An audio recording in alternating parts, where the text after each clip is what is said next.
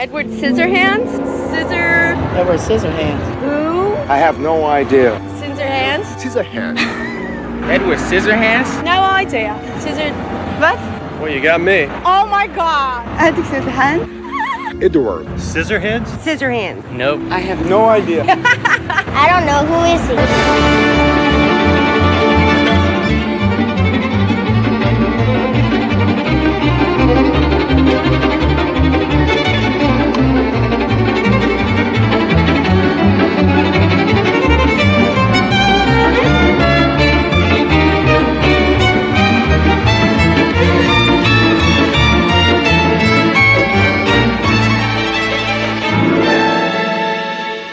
How would I describe Edward Scissorhands? I've never read anything quite like it. When I first read it, I was incredibly moved by it because I felt it was this story of this outsider told in an entirely new and different way, a way I had never dreamt of. Why are you hiding back there? You don't have to hide from me. Oh, my. Don't go.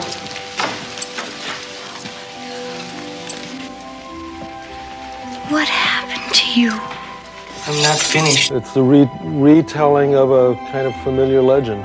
You want to see the pictures? All right. Here's my daughter, Kim, all dressed for the junior prom. Isn't she beautiful? He's like, to me, a combination of all my favorite fairy tale characters, you know, and of course in modern day and in Suburbia. Hey, hi, George Monroe. Whoa, it's a heck of a handshake you got there, Ed. He's not human. He's not a robot. You know, he's this creation. I know it's a little early for Christmas, Edward, but I have a present for you. This is the guy, the inventor, who creates Edward. He creates him out of a cookie heart, the heart of a cookie. Before he can complete him, the inventor dies, which of course is part of the tragedy of the boy, is that he didn't get as far as making his hands. So he still has his scissor hands. He's, you know, he's very sweet, innocent, and he's a very eager character, and he's not scary, though. He's not a monster. Oh, no. He's sweet, adorable. Don't be ridiculous. You're not handicapped. You're, what do they call that? Exceptional.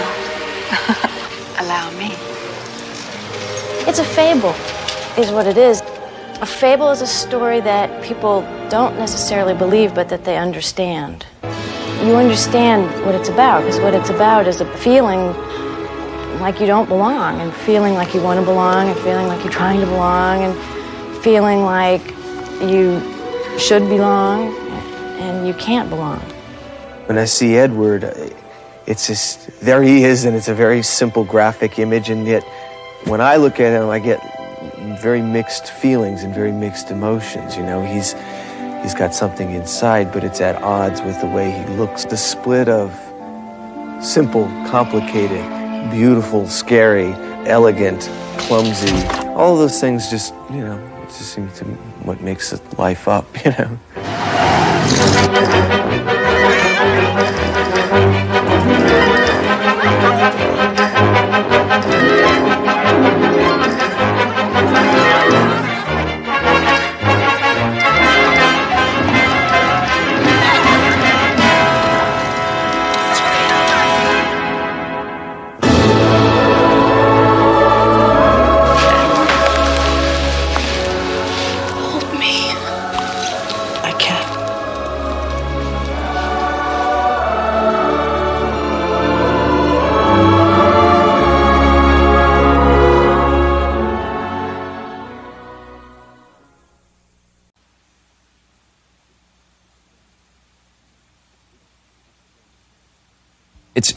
It's been a real honor. I mean, to me, Tim is,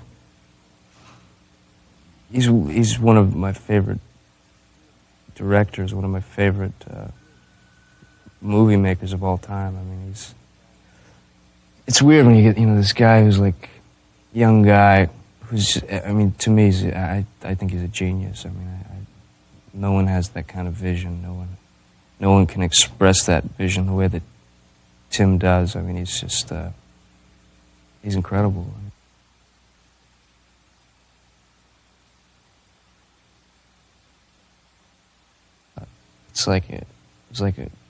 It was like being, I guess, how it must feel to be sort of handicapped, in a way. Like, everybody would sort of open doors for you and get you something to drink, and, are you okay, are you hot, or, it's pretty weird. The difference is pretty amazing.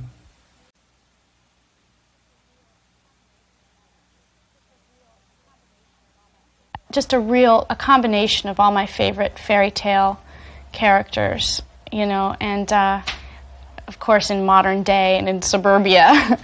And to me, he's sort of what makes him so special and wonderful and great is that he's a grown man, or Johnny Depp is playing him, and he's an adult, or he looks like an adult, but he thinks like a little boy.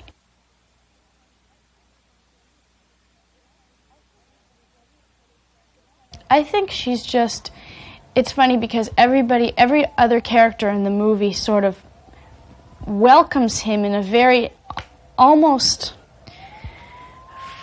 very bizarre way. Like, they welcome him into the house and the town and the neighbors, and it's almost like when somebody famous comes home and everyone's all around him, and Kim is the only one who really has, I feel, who really has a really honest response to him, which is, what's he doing here? What's wrong with his hands? Like, who's really confused by the way he looks and who.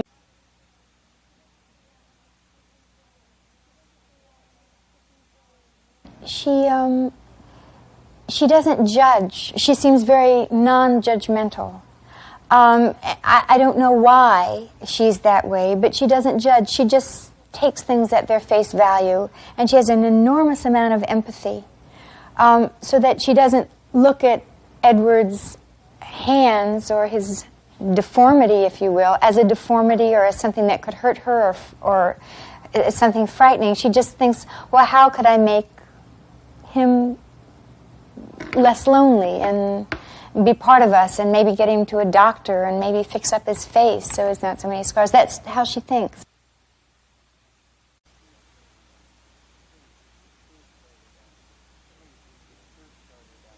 I think it first started out of just those very simple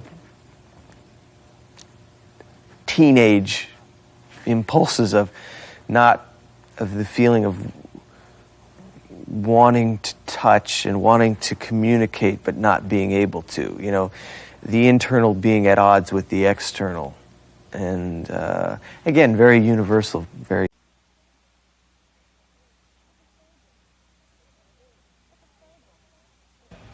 It's a fable, is what it is. It's Joseph Campbell had a bunch of definitions for fairy tales, fables, and so forth. And a fable is a story that people don't necessarily believe, but that they understand.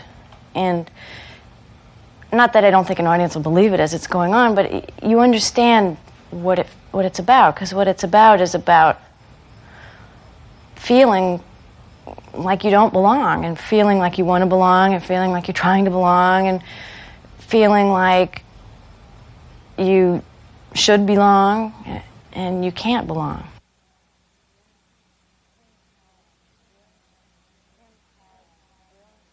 Tim had this brilliant image, and no home for him. And he went off to do Beetlejuice, and I wrote the script. The minute he said to me, well, it's about this guy who's got scissors for hands, it just, bang, I knew the story. I mean, it was so resonant and so powerful and such a clear expression of feelings that it set the whole thing off. I mean, I got to write about childhood for me, and I think for Tim also. I think that's why he hooked up so powerfully to what I did.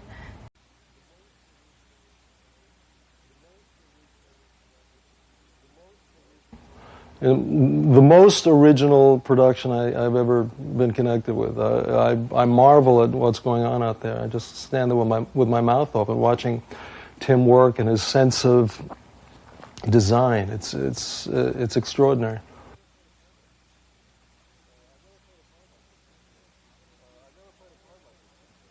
I've never played a part like this before. He's kind of a barbecue-y kind of guy.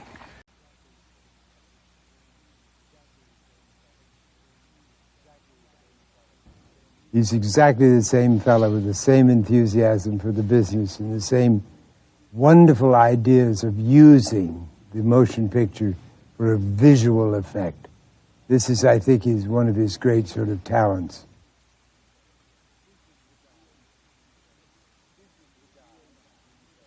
This is the guy, the inventor, who creates Edward.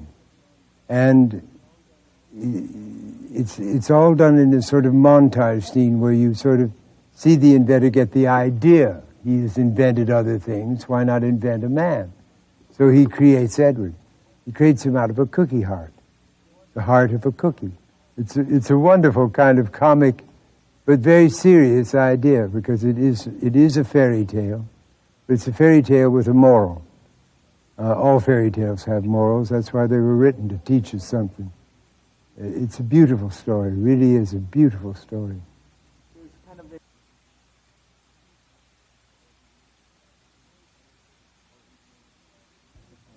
Oh, he's enchanting.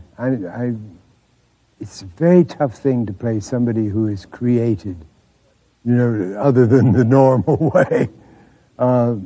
It's very difficult to do. What do you do? I mean, because you're an unreal character, and yet he's in very real situations. There are very few people who have scissors as hands, fortunately. But I've just heard the most wonderful things about him and his seriousness in the approach to this character. I must say I'm a great admirer, and working with him has been a joy.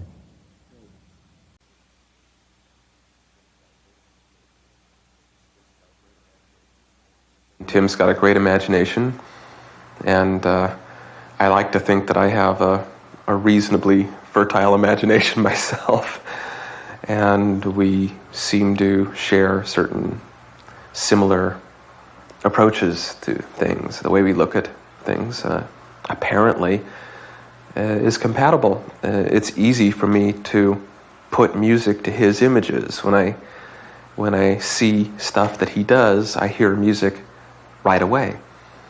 And I think in any, historically, in any composer-director relationship where they've had a long relationship, which many have had over the years, there's a sensibility that they share that just seems to work out.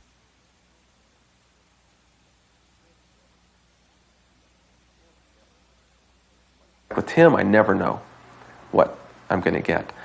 And I learned by Beetlejuice that I was better off not trying to prepare for it in any major way, because I'll read the script, I'll think about it, but whatever it is I think his movie is going to be, when I first see it for the first time, it's always completely different than what I was expecting.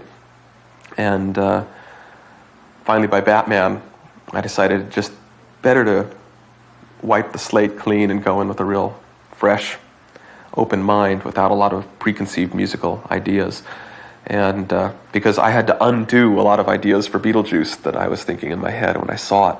I heard a whole different score, completely different. The first rough cut I saw,